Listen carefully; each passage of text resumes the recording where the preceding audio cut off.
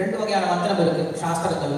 ஒன்று வேத மந்திரம், இன்னொன்று மோட்ச மந்திரம் அப்படின்னு ரெண்டு சொல்லப்படுது.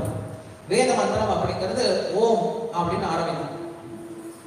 மோட்ச மந்திரம் அப்படிங்கிறது நாமத்தோட ஆரம்பிக்கும்.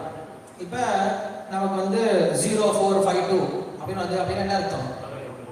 கோட் நம்பர் இல்லையா? +91 +0 +1 அப்படி இருந்துச்சுன்னா எஸ்டிடி கோட் இல்லையா? ஸோ இப்போ இந்த வேத மந்திரங்கள் எப்படிப்பட அப்படின்னா எஸ்டிடி கோடோட வர மாதிரி +91 அப்படி வந்துச்சுன்னா நம்ம தெரிஞ்சு போயிடும். இல்லை +9 அப்படி வந்துச்சுன்னா தெரிஞ்சு போயிடும் நம்மளுக்கு இது ஃபாரின் கண்ட்ரிக்கு போகுது. இல்லை +1 வந்துச்சுன்னா எங்கே போகுது? அமெரிக்காவுக்கு போகுது அப்படின்னு தெரிஞ்சு போயிடும். அந்த மாதிரி இந்த ஓம் அப்படின்ற ஒரு வார்த்தை முன்னாடி வந்துச்சுன்னா என்ன அர்த்தம்? அது இது வேத மந்திரம் அப்படின்னு தெரிஞ்சுக்கணும். அந்த ஓம் அப்படிங்கிறது ஓம், ஸ்ரம், ஐம், க்ளீம் இதெல்லாம் வந்து பீஜ மந்திரம் சொல்லுவோம். பீஜ மந்திரங்கள் என்ன? உண்மையாகவே எஸ்டிடி கோடு.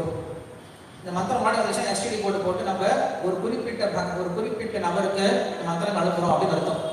ஸோ அதனால இதெல்லாமே வந்து வேத மந்திரங்கள் அப்படின்னு சொல்லப்படுது.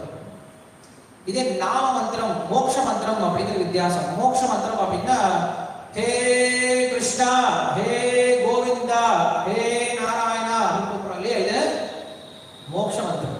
ரெண்டுத்துக்கு என்ன வித்தியாசம் அப்படின்னா நீங்களே சொல்லி பாருங்களேன். இப்ப நேரடியா ஒருத்தனை கூப்பிடுறதுக்கும் எஸ்டிடி கால் போட்டு கூப்பிடுறது என்ன வித்தியாசம்?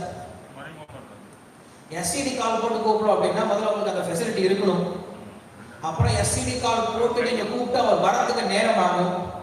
எஸ்டிடி கால் கனெக்ட் ஆகணும். நிறைய ப்ரொசீஜர்ஸ்லாம் ஃபாலோ பண்ணணும்.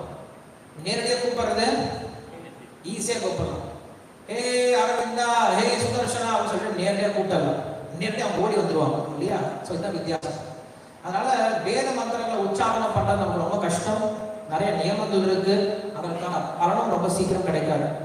ஆனால் மோட்ச மந்திரம் அப்படிங்கிறது நேரடியாக ஒரு நபரை கூப்பிடுறது. அதற்கு எந்த விதமான ரூல்ஸ் அண்ட் ரெகுலேஷன்ஸ் கிடையாது. அதற்கான பலன் இம்மீடியட்டா கிடைக்கும். இதுதான் வித்தியாசம்.